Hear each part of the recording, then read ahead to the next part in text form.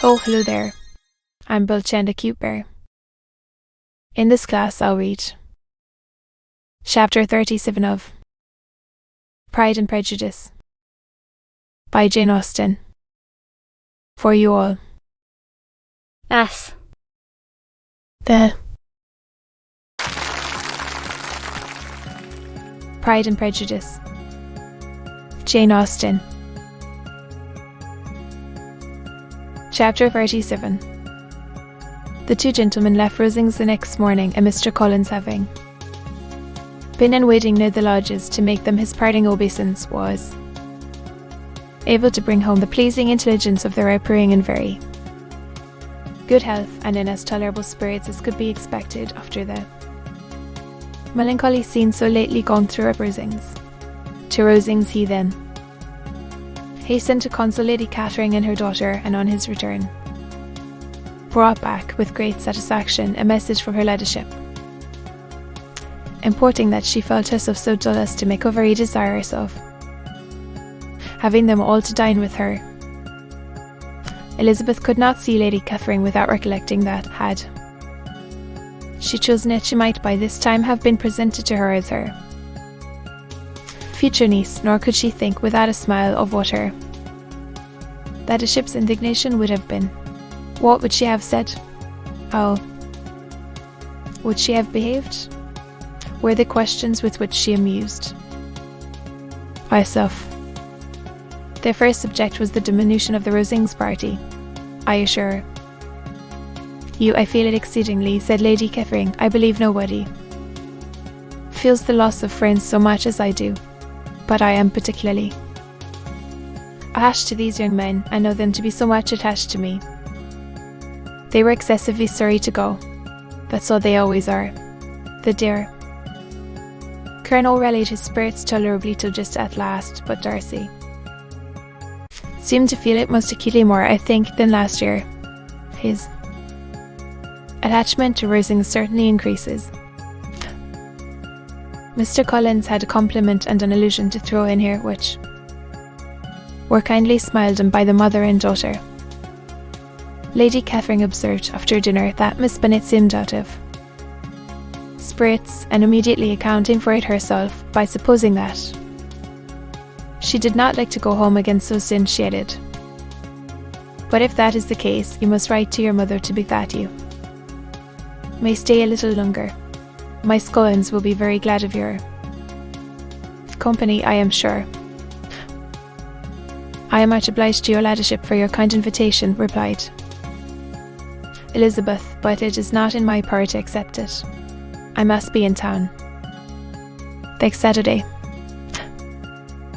Why, at that rate, you will have been here only 6 weeks. I expected you to stay 2 months. I told my Scollins so before you came. There can be no occasion for your going so soon. Miss Bennet could certainly spare you for another fortnight, but my father cannot. He wrote last week to hurry my return. Oh, your father, of course, may spare you if your mother can.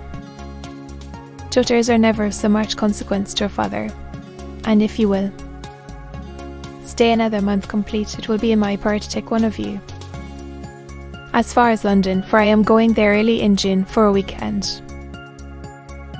As Jocelyn does not object to the birch box, there will be very good room for one of you, and indeed, if the weather should happen to be cold, I should not object to taking you both, as you are neither of you large. You are all kindness, madam, but I believe we must abide by our original plan. Lady Catherine seemed resigned. Miss Collins, you must send a servant with them. You know I always speak my mind, and I cannot bear the idea of 2 young women travelling post by themselves. It is highly improper.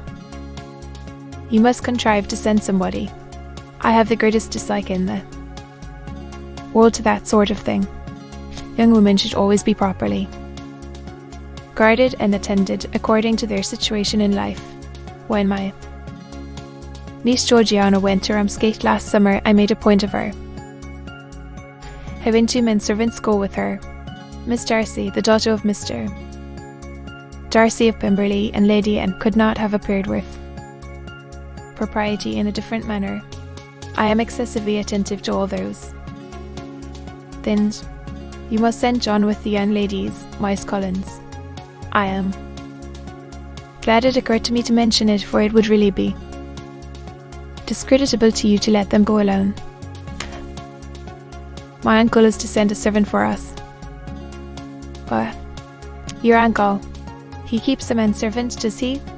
I am very glad you have somebody who thinks of those things. Where shall you change horses? Oh, Brumley, of course. If you mention my name at the bell, you will be attended to. Lady Catherine had many other questions to ask respecting their journey, and as she did not answer them, all her self-attention was necessary, which Elizabeth believed to be lucky for her, or with a mind so occupied she might have forgotten where she was. Reflection must be reserved for solitary hours. Whenever she was alone, she gave way to it as the greatest relief, and not a day went by without a solitary walk in which she might indulge in all the delight of unpleasant recollections. Mr. Darcy's letter she was in a fair way of soon knowing by heart. Deo studied every sentence, and her feelings towards its writer were at times widely different. When she remembered the style of his address, she was still full of indignation, but when she considered how unjustly she had condemned and upbraided him, her anger was turned against herself, and his disappointed feelings became the object of compassion. His attachment excited gratitude, his general character respect, but she could not approve him, nor could she for a moment repent her refusal, or feel the slightest inclination of her to see him again. In her own past behaviour there was a constant source of vexation and regret, and in the unhappy defects of her family a subject of yet heavier chagrin. They were hopeless of remedy. Her father, contented with laughing at them, would never exert himself to restrain the wild gudines of his youngest daughters, and her mother, with manners so far from right, herself was entirely insensible of the evil. Elizabeth had frequently united with Jane in an endeavour to check the imprudence of Catherine and Lydia, but while they were supported by their mother's indulgence, what chance could there be of improvement? Catherine, weak-spirited, irritable, and completely under Lydia's guidance, had been always affronted by their advice, and Lydia, self-willed and careless, would scarcely give them a hearing. They were ignorant, idle, and vain. While there was an officer in Meryton, they would flirt with him, and while Meryton was within a walk of Longbourn, they would be going there for. However, anxiety on Jane's behalf was another prevailing concern, and Mr. Darcy's explanation, by restoring Bingley to awe her from a good opinion, heightened the sense of what Jane had lost. His affection was proved to have been sincere, and his conduct cleared of all blame, unless any could attach to the implicitness of his confidence in his friend. How grievous then was the thought that of a situation so desirable in every respect, so replete with advantage, so promising for happiness, Jane had been deprived by the folly and indecorum of her own family. When to these recollections was added the development of Wickham's character, it may be easily believed that the happy spirits which had seldom been depressed before were now so much affected as to make it almost impossible for her to appear tolerably cheerful. Their engagements at Rosings were as frequent during the last week of her stay as they had been at first. The very last evening was spent there, and her ladyship again inquired minutely into the particulars of their journey, gave them directions as to the best method of packing, and was urgent on the necessity of placing gowns in the only right way. That Maria thought herself obliged, on her return, to undo all the work of the morning and pack her trunk afresh. When they parted, Lady Catherine, with great condescension, wished them a good journey and invited them to come to Hunsford again next year. And Miss de Bourgh exerted herself so far as to courtesy and hold out her hand to both. To be continued.